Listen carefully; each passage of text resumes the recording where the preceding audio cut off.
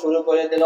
আল্লাহ বলে ইন্নামাস সাবিলু আলাল্লাযীনা ইয়াযলিমুনান নাস ওয়া ইয়াবগুনা ফিল আরদি বিগাইরিল হক উলাইকা লাহুম আযাবুন আলীম। আল্লাহ বলে ফিরাউন ইন্নামাস সাবিলু আলাল্লাযীনা ইয়াযলিমুনান নাস, মানুষের প্রতি জুলুম করতে পারবা না, মানুষের প্রতি অন্যায় বিচার করতে পারবা না, ক্ষমতার বলে, টাকার বলে, নিজের বড়াইয়ের বলে যেখানে সেখানে ফিরাউন চাঁদাবাজি করতে পারবা না। ওয়ায়াযলিমুনান নাস ওয়ায়াবগুনা ফিল আরদি বিগাইরিল হক। ও ফিরাউন, অন্যায়কে অন্যায় বলতে হবে, ন্যায়কে যদি অন্যায় বলে উড়াই দাও তাহলে শুনে রাখো উলাইকা লাহুম আযাবুন আলীম। ও ফিরাউন, জুলুম এবং অন্যায় এবং অত্যাচার তোমার জন্য শাস্তি অবশ্যই কিয়ামতের মাঠে উপস্থিত করা হবে। উলাইকা লাহুম আযাবুন আলীম, তোমার জন্য অবশ্যই শাস্তি রেডি করা আছে। আল্লাহ আয়াতের মধ্যে বলেন ইন্নামাস সাবিলু আলাল্লাযীনা ইয়াযলিমুনান নাস ওয়া ইয়াবগুনা ফিল আরদি বিগাইরিল হক উলাইকা লাহুম আযাবুন আলীম। ও দুনিয়ার মানুষ সকল, তোমরা যদি একজন আরেকজনের প্রতি জুলুম করো, অন্যায় ভাবে অত্যাচার করো, তাহলে মনে রাখো উলাইকা লাহুম আযাবুন আলীম। ফিরাউনের জন্য যেমন বেদনাদায়ক শাস্তি রাখা হয়েছে, তোমাদের জন্য বেদনাদায়ক শাস্তি অবশ্যই রাখা হয়েছে। তাহলে ফিরাউন সে মুশরিক কাফের, সে যদি অন্যায় অত্যাচার জুলুম তো অবশ্যই করে গিয়েছে, এমন জুলুম অত্যাচার যদি কোনো মুমিনও করে থাকে তাহলে তাকেও আল্লাহ বলে উলাইকা লাহুম আযাবুন আলীম, তোমার জন্য শাস্তি রয়েছে। ওই ফিরাউনের সাথেই শাস্তি হলো। ফিরাউন সে চেয়েছিল যে আমি রাজা হব, বাদশাহ হব, গোটা পৃথিবীর মানুষ আমাকে মানবে। আল্লাহ সব কিছুই তারে দেয়া দিয়েছে। ফিরাউন বলে আল্লাহ আমাকে দুনিয়াতে সব কিছু দিয়ে দাও, আখিরাতে কিছুই আমি চাই না। ফিরাউনকে বলা হয় কি চাও? বলে রাজত্ব চাই, বলে দিয়া দিলাম। বলে আর কি চাও? বলে মৃত্যু চাই, জীবন চাই। এটা সম্ভব না। তাহলে হিকমতের সাথে দাও, দিয়া দিলাম। যাহা বলবা তাহাই হয়ে যাবে। তবে ফিরাউন শুনে রাখো, একদিন আমার বিচারের আদালতে তোমাকে দাঁড়া করতে হবে, আর যেদিন দাঁড়া হবা সেদিন কিন্তু আমি তোমাকে ছাড়বো না। ইন্না আযাবি লাশাদীদ, আমি আল্লাহ সব সময় তোমাকে ছাড় দিব। যেদিন ধরবো সেদিন বাঁচতে পারবা না। যেদিন ফিরাউনের মৃত্যু হয়, আল্লাহ তখন বলে আল্লাহ ওয়াকাদ আসাইতা ক্বাবলু ওয়া কুনতা মিনাল মুফসিদিন ফালইয়াওমা নুনাজ্জিকা বিবাদানিকা লিতাকুনা লিমান খালফাকা আয়া ওয়া ইন্না কাসীরাম মিনান নাসি আন আয়াতিনা লাগাফিলুন। ও ফিরাউন, তোমার লাশটাকে, তোমার দেহটাকে আমি সংরক্ষণ করে রেখে দিলাম, যাতে তোমার পরবর্তী মানুষগুলো তোমার দেহটা দেখে তারা আমার নিদর্শনগুলো বুঝতে পারে। দুনিয়াতে থাকা অবস্থায় টাকার বড়াই করা যাবে না, ক্ষমতার বড়াই করা যাবে না, অন্যায় অত্যাচার ভাবে জুলুম করা যাবে না। ফিরাউনের মতো যদি আমি হই তাহলে অবশ্যই আমাকেও ফিরাউনের মতো শাস্তি দেওয়া হবে। কারণ ওয়া ইন্না কাসীরাম মিনান নাসি আন আয়াতিনা লাগাফিলুন। কারণ শুধু ফিরাউনের জন্যই নিদর্শন না, এটা গোটা পৃথিবীর মানুষের জন্য নিদর্শন। অথচ এই নিদর্শন গুলোতে আপনি গাফিল হয়ে আসি। এক বেচারা হঠাৎ মালাকুল মউত ফিরাউনের কাছে সাক্ষাৎ করার জন্য রেডি হয়ে গেলেন। চিন্তা করতেছে ফিরাউনের মৃত্যুটা কিভাবে দেওয়া যায়। তিনি হঠাৎ মানুষের রূপ ধারণ করে ফকিরের বেশ ধরে চলে গেলেন পাহাড়ের ভিতরে। হঠাৎ পাহাড়ের মধ্যে দেখতেছে ফিরাউন সেখানে বসে আছে।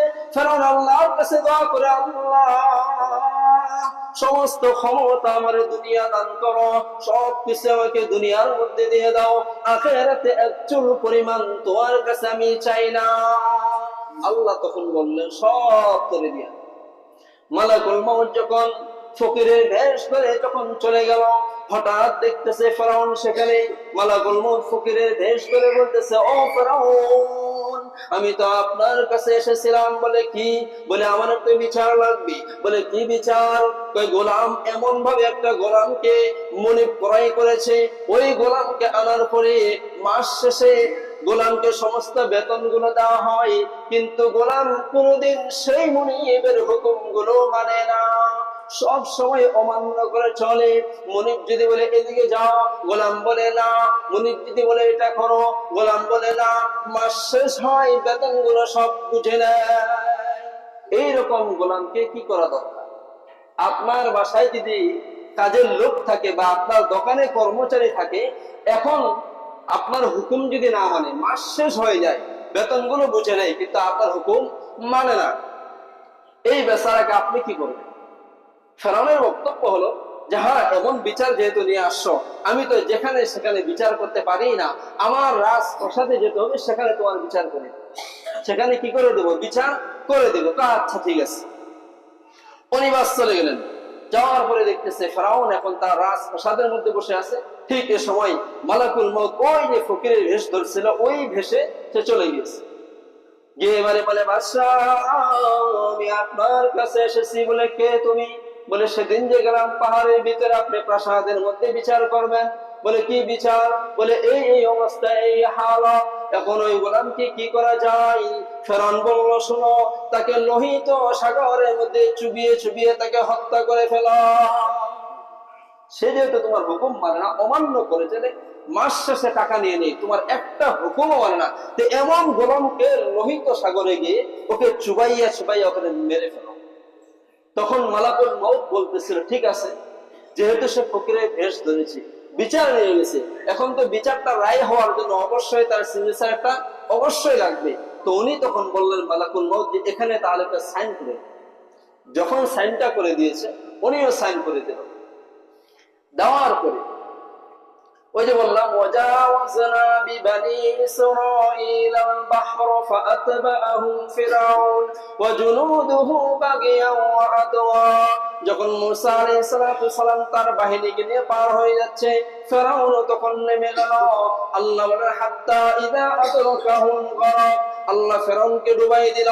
এখন ফেরাউন যখন হাবুডুবু খায়, এখন হাবুডুবু খাইতে খাইতে দেখতেছে আমার তো মৃত্যু অবস্থা হয়ে যাচ্ছে। তখন ফেরাউন বলে, الآن وقد عصيت قبل وكنت من المفسدين। ফেরাউন যখন হাবুডুবু খায়, ফেরাউন যখন হাবুডুবু খাচ্ছে, এখন সে দেখতেছে আমার তো এখন মৃত্যু হয়ে যাবে, তো মৃত্যু হয়ে গেলে এখন তো আমাকে ঈমান আনতে হবে। তখন সে ঈমান আনতেছে কার প্রতি? মূসা আলাইহিস সালাম যার প্রতি ঈমান এনেছিলেন, বনি ইসরাঈল যার প্রতি ঈমান এনেছিলেন, তিনি সে আল্লাহর প্রতি ঈমান আনতেছে। তখন সে বলে, ওয়াজাওয়াজা বিবানি ইসরাঈল আল বাহরা ফাআতবাআহুম ফিরআউন ওয়া জুনুদুহু বাগিয়ান ওয়া আদওয়া হাত্তা ইযা আদরাকাহুল গরক। তখন ফেরাউন বলতেছে, ক্বালা আমানতু আন্নাহু লা ইলাহা ইল্লাল্লাযী আমানাত বিহি বানু ইসরাঈল ওয়া আনা মিনাল মুসলিমিন। আল্লাহ বলেন, না, এখন তুমি যদি ঈমান আনো, ঈমান আনলে হবে না। ঠিক মালাকুল মউত আজরাইল তখন সেই জায়গার মধ্যে তার ডায়েরিটাকে খুলে ধরছে, আর দেখাচ্ছে যে ফালিয়াউমা নুনাজ্জিকা বিবাদানিকা, তোমার শরীরটাতে নিদর্শন হয়ে থাকবে। ও ফেরাউন, একবার তুমি এই ডায়েরিটা দেখো, যেখানে কার সাইনটা করা আছে। ফেরাউন দেখতেছে এটা তো আমার সাইন। বলে তুমি কে? বলে সেদিন যে বিচারের জন্য প্রাসাদের মধ্যে ভিক্ষুক গিয়েছিল। বলে হ্যাঁ। সেটা কোন দুনিয়ার ভিক্ষুক না, সেটা হলাম আমি মালাকুল মউত। আল্লাহ তোমাকে রাজত্ব দান করেছে, ক্ষমতাও তোমাকে দান করেছে, সম্পদও তোমাকে দান করেছে, কোনটাই তোমাকে আল্লাহ দেওয়া বাকি রাখে নাই। তোমার কাছে বিচার ছিল, গোলাম যখন মুনিবের হুকুম মানে না, মাস শেষে টাকা নিয়ে নেয়, কোন হুকুম মানে না, তোমার রায় ছিল, সিদ্ধান্ত ছিল যে এমন গোলামকে লোহিত সাগরে চুবাইয়া চুবাইয়া মারতে হবে। ও ফেরাউন, ক্ষমতা চাইছো, তোমার দিয়া দিয়েছে, সম্পদ চেয়েছো, সেটাও তোমাকে দিয়ে দিয়েছে, ইজ্জত চেয়েছো, সেটাও দিয়েছে, অথচ সেই আল্লাহর বিধান কোনদিন তুমি মানো নাই, আল্লাহকে সব সময় অমান্য করে চলছো, যার ফলে তুমি বলেছিলা এমন গোলামকে লোহিত সাগরে চুবাইয়া চুবাইয়া মারতে হবে। আল্লাহর হুকুম হয়েছে, তুমি তা তোমরা আল্লাহকে মানো নাই, যার ফলে তোমাকে এখন লোহিত সাগরে চুবাইয়া চুবাইয়া মারা হবে। কারণ আল্লাহ হলেন মুনিব, তুমি হলা গোলাম। আল্লাহ তোমাকে সব দিয়েছে, তুমি আল্লাহকে মানো নাই, এখন তোমাকে লোহিত সাগরে চুবাইয়া চুবাইয়া মারা হবে। এই ফেরাউনের অবস্থা থেকে শিক্ষা নিতে হবে যে আল্লাহ আপনাকে আমাকে কম সম্পদ দান করেন নাই, কম টাকা পয়সা দান করে নাই। ফেরাউন ঈমান আনে নাই, সে কাফের একজন মুশরিক বেদিন, সে ঈমান আনে নাই, যার ফলে ওর টাকার গরমে, ওর সম্পদের গরমে, সবকিছুর গরমে আল্লাহ তাআলা তাকে লোহিত সাগরে চুবাইয়া চুবাইয়া তাকে হত্যা করে ফেলেছে, মেরে ফেলেছে, এবং তার দেহটাকে নিদর্শন স্বরূপ আপনার আমার জন্য রেখে দেওয়া হয়েছে। আল্লাহ ওটাই বলেন, হে দুনিয়ার মুমিন শোনো, তোমাকে আমি ইজ্জত দান করেছি, তোমাকে ক্ষমতা দান করেছি, তোমাকে স্ত্রী দান করেছি, তোমাকে সম্পদ দান করেছি, ছেলে চেয়েছো সেটাও দিয়েছি, মেয়ে চেয়েছো সেটাও দিয়েছি, যাহা চাইছো তাহাই দিয়ে দিয়েছি। যদি ওগুলো আমার বিধান অনুযায়ী খরচ না করো, আমি আল্লাহর কাছে আমার বিধান অনুযায়ী না দাও, তাহলে শুনে রাখো ফেরাউন ঈমান আনে নাই, না আনার কারণে সম্পদ নিয়ে যেমন সে চুবিয়ে চুবিয়ে সে হত্যা হয়েছে, মৃত্যু সম্মুখীন হয়েছে, মালাকুল মউত তাকে সেভাবে হত্যা করেছে। তোমাকে সম্পদ দেওয়ার পরে মুমিন যদি আমার বিধানকে সীমা লঙ্ঘন করে থাকো, তাহলে মনে রাখো দুনিয়াতেই তোমাকে আমি চুবিয়ে চুবিয়ে এমন ভাবে তোমাকে হত্যা করব, এমন ভাবে তুমি মৃত্যুবরণ করবা। এই সম্পদ নিয়ে যখন কিয়ামতের মাঠে তুমি দাঁড়া হবা, তখন দেখবা তোমার সম্পদ কোনো কাজে আসলো না, তোমার ক্ষমতাও কোনো কাজে আসলো না, টাকাও কোনো কাজে আসলো না, তোমার স্ত্রীও কাজে আসলো না, তোমার ছেলে মেয়ে কেউ কাজে আসলো না। কেন? ওয়া ইন্না কাসীরাম মিনান নাসি আন আয়াতিনা লাগাফিলুন। আমার এত কিছু দেওয়ার পরে তুমি কেন সব কিছু থেকে গাফিল হয়ে থাকো? এজন্য আপনাকে আমাকে যেই